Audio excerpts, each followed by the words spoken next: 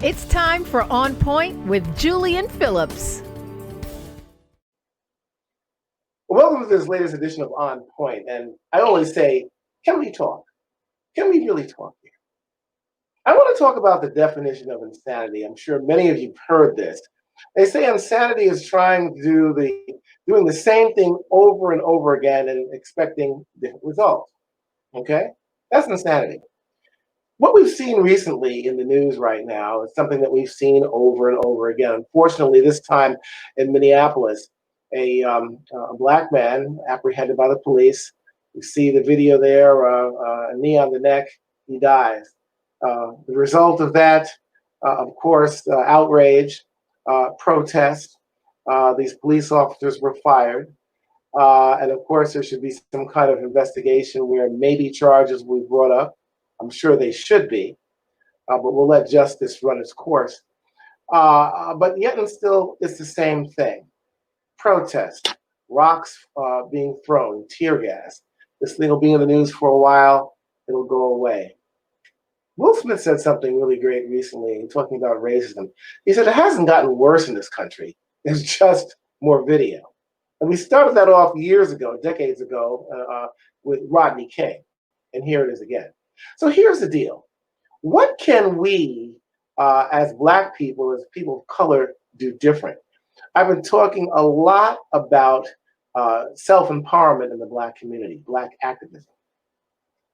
We need that because apparently, and what I believe, you can't change a racist, but you can perhaps have them respect you through laws, involving yourself in the political process, being community activists, making sure that your interests are addressed and you're respected. Bottle throwing and protests and yelling and screaming will not produce anything different. We'll just see it over and over again. So today on Point, I want to talk about some positive things that are going on in the Black community. And perhaps it's a reversal to what we saw in the 60s. We saw it with Malcolm X. We saw it with Martin Luther King. People paid attention. They were involved. We saw progress, marked progress in our own communities. Here we have a story today that we're going to talk about that is truly remarkable, and I consider it a bread and fish story. The Black church, the foundation of our community for decades, maybe a couple of centuries, and we see it rising up again in Brooklyn, New York. I want to bring in the Reverend Dr. Gary V. Simpson. He is the senior pastor of the Concord Baptist Church of Christ. This is in Bed-Stuy in central Brooklyn. Welcome to the show, Pastor. Delighted to be here, Julian. Good to see you. We've got this bread and fish story, and I was so excited about it when I first heard about it and you told me about it. You took $35,000 from a fund that you have in your church that you developed in the 80s, and you were able to turn that into over $4 million and put it towards eradicating medical debt for the poor and disenfranchised, not just in Brooklyn, but in Newark, New Jersey. Tell us all about this. This is a fabulous story. Well, it is a good story, and I'm grateful to be able to have the opportunity to talk about it. Yes, we have been looking at the issue of affordable health care and the insanity of occurring and continuing medical debt that saddles people for all of their financial possibilities in life beyond that, once that debt is still sitting there. So we decided as a church that we would take money from the Christ Fund, which is the endowment you speak of, which we have been giving away the interest of that every year since 1988.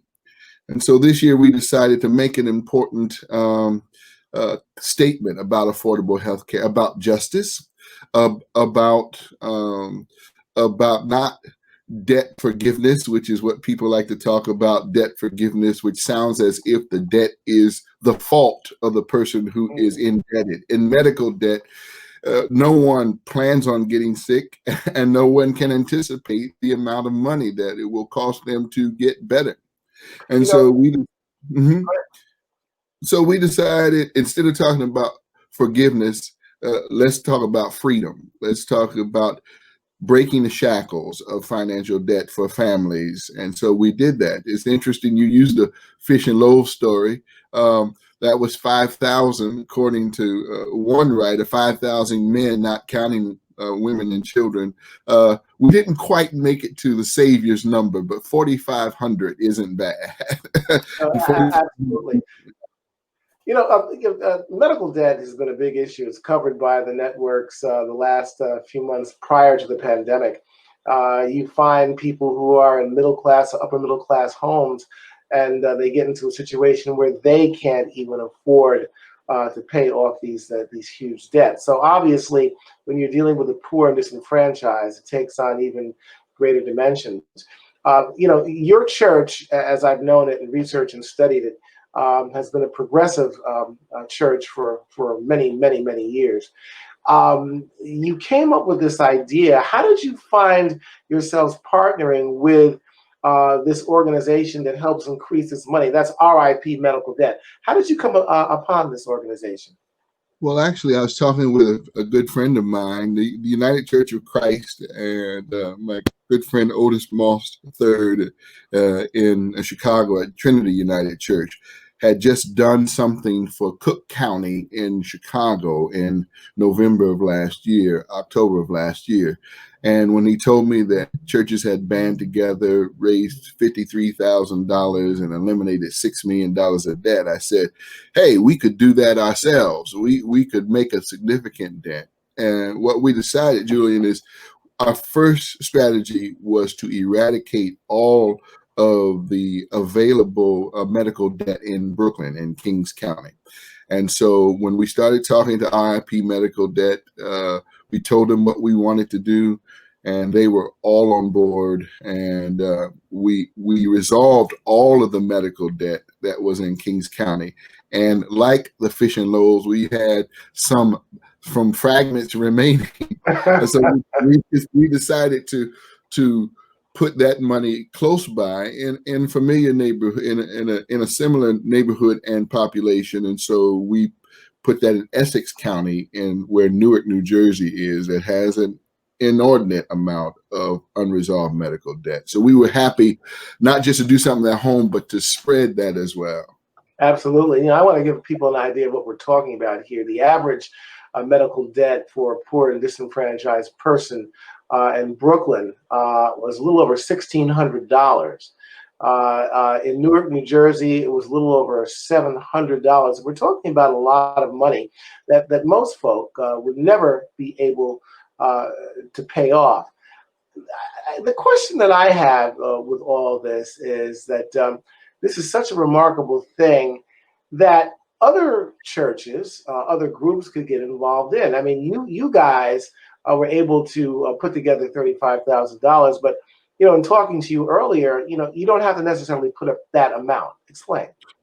Right. You don't have to put up that amount. RIP Medical Debt would be happy to receive any contribution, but it's an opportunity. The other thing we wanted to do is to do something that had enough heft to it that other churches could say, well, let's try to do that. Let's do something. If we can't do that, or sometimes the competitive spirit gets in and said, Concord did that much, we'll do that much. Fine. The point is that this should be a time of jubilee for folks who have been in struggles trying to get their lives back in order. And this concept goes back to the Hebrew Bible, where on the 7th year, on the 50th year, people would stop and forgive all debts and let people start over again.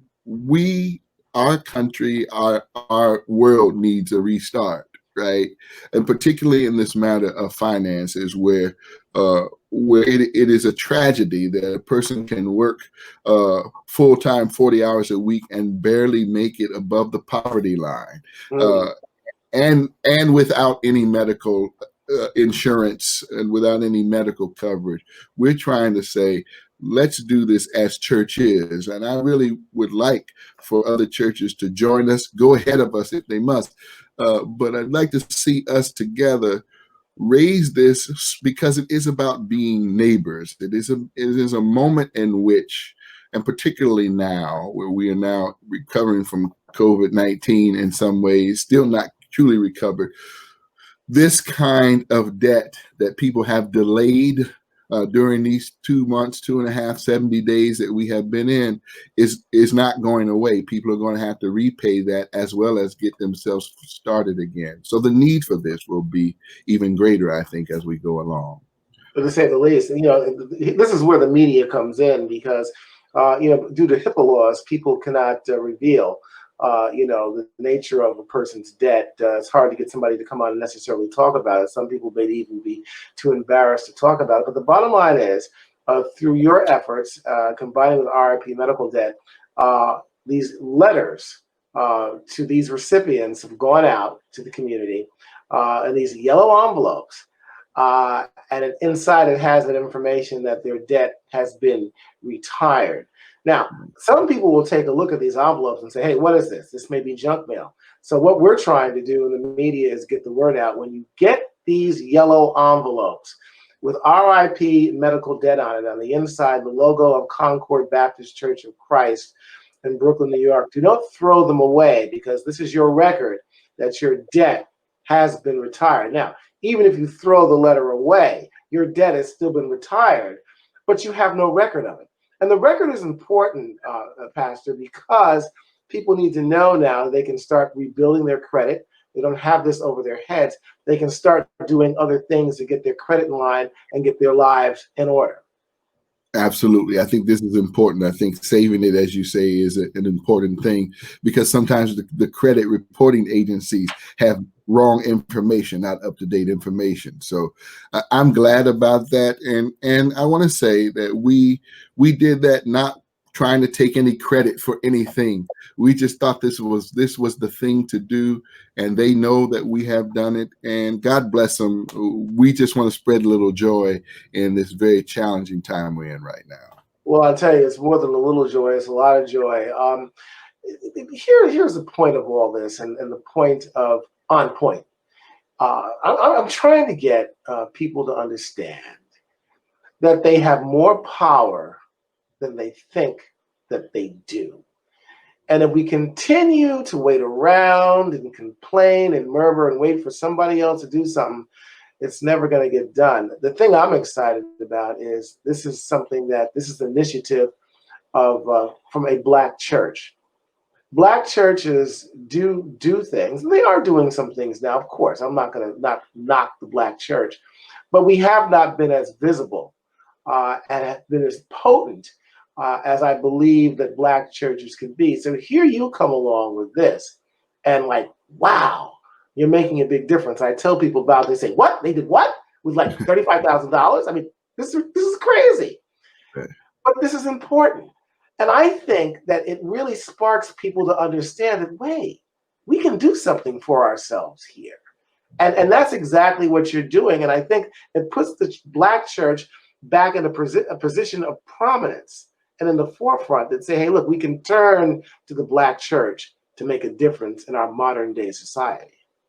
Yeah, I think it is important, and particularly when the idea of so-called being Christian is predominantly seen in the marketplace at this point by people who do not have concerns about justice, people who are not worried about the last, the lowest, the left down, and the least. But this is why we are the church, so that we can do goodwill in the world. What was the response from the congregation when you first brought this whole matter up? Did they receive it wholeheartedly? Was there any kind of backlash, or, how did they receive it? I don't think we had backlash per se, but I don't think that everybody understood from the beginning why this was important. But when we announced the gift and what it had done, I don't think anybody who had perhaps a hesitation was left out of the people who were celebrating on that moment. So you always have that. But this is why we are a church, so that we can struggle together. I want to say that the people of Concord are afraid of nothing, and that is a wonderful place to be. Well, I got to tell you, I do know a little bit about Concord. It's a great church. It's also, I can say, and I have to say this publicly, it's my church. And I'm glad to be a part of the things that you're doing there. Just real quickly before we close out this segment here, any plans for the future? What are you looking towards doing now and making an impact on the community? Well, I mean, we're going to continue to do this work as far as raising questions about debt. We're also going to do financial literacy, which is the other part of it. We just got to do that through our credit union.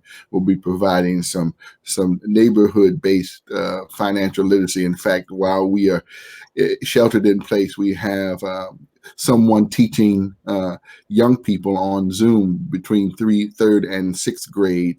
They're talking about financial literacy for children. We got to start early enough, because we're always going to be behind what needs to happen if we don't understand how money works in a society like ours. Well, I'll tell you, Reverend Dr. Gary V. Simpson, you are on point. I thank you for doing the work that you're doing. You're certainly doing God's work. And I'm sure we're going to be hearing more from all the wonderful things that you and your congregation are doing. Thanks for being on point. And our audience, thank you for being here, for listening to me, Julian Phillips, On Point. We'll see you next week. God bless.